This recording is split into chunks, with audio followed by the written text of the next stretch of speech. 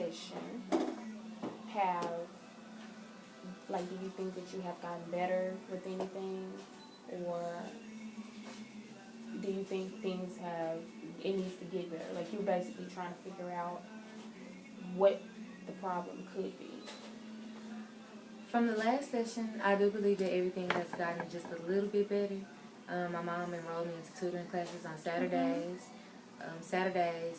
Me having a job, me being a senior in high school, I know that could be hard. is very hard. So it's just a lot of stuff to balance out. And I know learning is the number one thing that my mother cares about. You know, going to college, being able to just stay, have A's and B's. She wants me to have A's and B's. All my years of college, really, but the first year matters. So it's just everything it gets a little bit overwhelming, but I believe that. Okay. So yeah. How does this problem typically make you feel? Like not knowing math and wanting to learn, but it could be a little difficult. I'm glad you asked me because sometimes not knowing math, it troubles me. Like I feel, what can I say? Like I'm not up to date as the other students. I feel left behind. Yeah, I feel left behind. It's not a great feeling at all. I know I'm not, slow or anything. Slow or anything. But it's just, I don't know, I see other kids, getting the math problems down, just really answering questions. And me, I'm just like, and I sit at the front of the class. I take the initiative to sit at the front of the class and actually try to learn. But it's just very hard. So, I don't know, it can get to me sometimes, but. What do you think that will make the problem better for you? What I think will make the problem better for me is, I just say study, until like non-stop.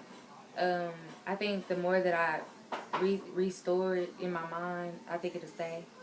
So, I don't know. So, you think, like, have you ever had problems with math in the past, or just like the more, basically when you switch grades, the harder the math gets? Actually, I've always been good at math. That's the crazy thing about it. I've always been good at math. My freshman year, I had a great math teacher. My sophomore year in high school, we had a teacher, but then they left, so we had a sub, like, for the rest of the year. So you just basically got behind from that? But they passed everybody. So you didn't even really learn anything. I guess they just, so it's really the school's fault, but I don't know. I still could have took the initiative to. So now you feel like you have to play catch up because you got behind so bad in the last class. Yeah, and the same thing with my junior year. My teacher left. They couldn't split the kids up into other teacher classes because it went over. It was already too full. So we just had to have a sub for the rest of the year. They tried to have like little learning sessions, but it never worked. So it's really just me being left behind those years. And so now my senior year. So now it's my senior year. I have a great pre-cal teacher. He's awesome. He works with me. He so this helps is pre-calculus we're talking about? Yeah. Ooh, I remember those days. Okay, well, what do you expect from this counseling process? From this counseling process, I expect to be able to vent about my problems, and then you give me the solution to them. Okay. So basically, what would make you feel more satisfied and content with knowing that you can have the confidence to go in these classes and feel like, oh, math is just a hobby for me. I mean, I don't even mind doing it anymore because it was so hard at first. But what do you think can make it a little bit easier to accomplish? What I think will make it easier to accomplish my problem is to just work hard. Just work hard. Knowing that you can be dedicated to it no matter what. Because, at the end of the day, regardless, it might be hard.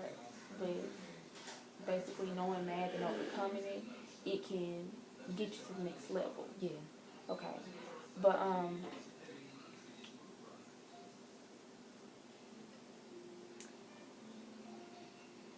what are some of the things that you feel are,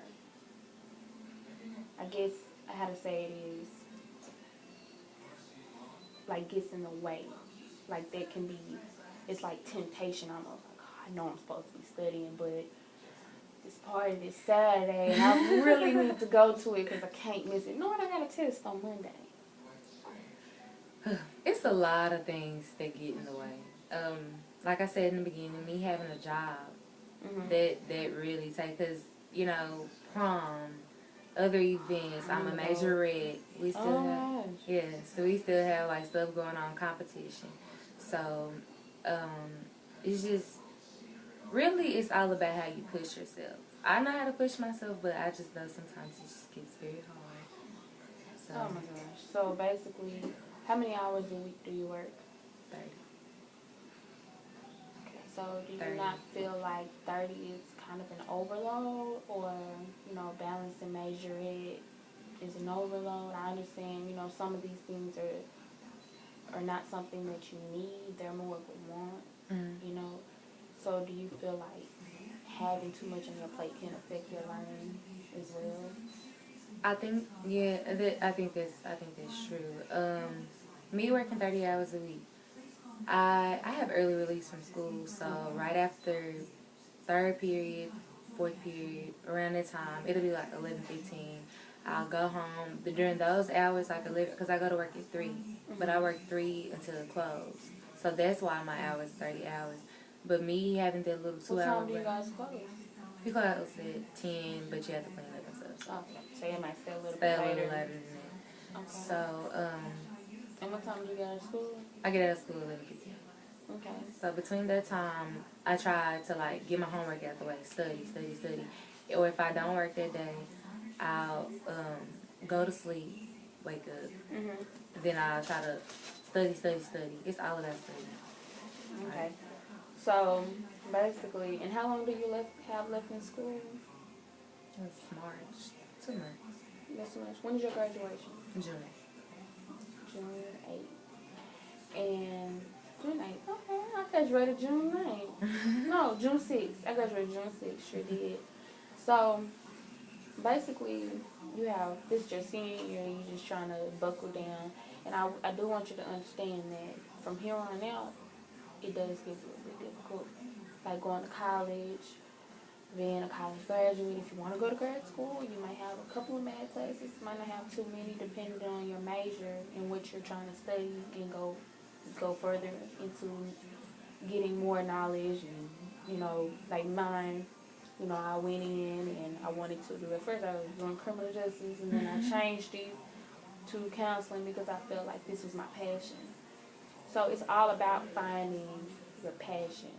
If you're passionate about something, it's not going to hinder you from really being determined to get it done. But what it does sound like, and we'll figure that out in our next session, but what it does sound like is you have learning problems with math. Is it just math, or is it like you're good in every other subject? Oh, I'm good in every other subject. So every other it's subject really is just perfect. math, yeah. So that's why you feel like you have a problem, because it's just math. Like everything else seems to be perfect, but it's just math is just a struggle. Sometimes it's a struggle in reading, but it's my only problem in reading. Like I'm good at answering the questions, text evidence, all of that. But when I'm reading the story, I notice that I can't read aloud. I have to read the word, like, if you read silently but you say the words in your head, I have to do that. Or I have to like say if it's like a paragraph in front of me right now, and it says Lucy went to the mall or something like that, I have to say, like, whisper it to myself, just to register it in my head. So. I used to be like that too, so I can definitely relate. And then when I got older and I started doing more reading and more comprehending, it kind of got more easier to basically understand, like reading aloud and then reading silent. Because sometimes when you read to yourself, you're like, okay, I'm reading to myself and I get it. And then when you're reading aloud, you're like, what I just mentioned? So when it comes to that, I understand, especially taking those tests to graduate and stuff, I know that can be a bit of a struggle as well. But I feel like you're going to progress because if you have these problems just dealing with, like, all those subjects are great and then it's just this one problem, you can't do nothing to get better. Yeah. Because, I mean, you're already good in every area. It's just this one thing that just kind of holds you back. Yeah. So, everybody got a problem with math every now and then. I mean, it's one of them, math has to be inside of you, I feel like. Yeah. Because I think it is. if it's and then, you know, if you just get it, like, math makes you want to be like, just, I don't even care. Yeah. But you shouldn't be like that with math. Like, math is everywhere. No matter what you do, school, dealing with money, dealing with jobs, you have to understand that math is a struggle, you know, doing, like, adding variables and all that. Yeah. But once you understand the concept, like, you got to get by math to get the next subject, to get to anything. Yeah, like, okay, like, now, I don't know if you know what the TSI is called. I mean, the TSI is, but... What's the TSI? It's like a test that, I forgot what it stands for, but I know it's test taking, something like that. Okay. So now, the seniors this year, we have to take, in order for us to register for our classes for the fall, we have to take the TSI test. So right now, I'm really like just mad. I'm just mad. We have to take a TSI test before Is this for college? This is for college. So if you fail the TSI, you take reading, math, and writing. So if you fail the Is TSI... this kind of like the acupuncture?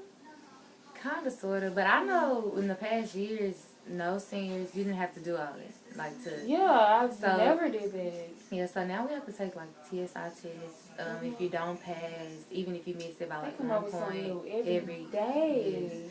So even if you don't pass, you will have to do remedial classes in college. So those remedial classes, you know, some of those, you don't get credit for that. So let me say one thing about this. Remedial classes doesn't mean that you're not going to graduate or you're starting off with the wrong foot. Mm-hmm. Remedial classes actually prepares you for that test, or if you didn't pass the test and you're able, if you pass the class, you can go to the next level. Mm-hmm. Because once upon a time, when I had to go to college, I had to take acupuncture tests, and that was to determine what class you go to and what's your level and all that. Mm-hmm. I was in remedial math and reading. I can understand about the reading. You know, but the math was understandable. I passed both classes, which caused me to go to the next level. So I don't know how differently they're gonna do it, but look at me now. Yeah. It doesn't determine whether you're gonna be successful in college or you're gonna sit down and sit back and not be able to finish school. It doesn't mean that. It just basically means you didn't pass the test. Take the class. It might get you a little behind a little bit. You might not finish in that 4 years, but you'll finish. You're gonna finish in 4.5. So it gets you behind probably 1 semester, but you'll be okay. And the more hours you take, the better. Like, I probably took 18 hours for about 4 semesters, and the average is to take 12. Like, you're supposed to take 12 to be considered full-time and to be able to finish in 4 years. But I took an overload so many times because I wanted to be able to pass, and I wanted to be able to finish, and I wanted to be able to start my life, start my career. So that was me, and that's my testimony. But I feel like if math is something that you struggle with, I mean, I pray that you do a good job in the TSI. But I know that with those tests, I don't like tests because I feel like tests, you might be the smartest person in the world.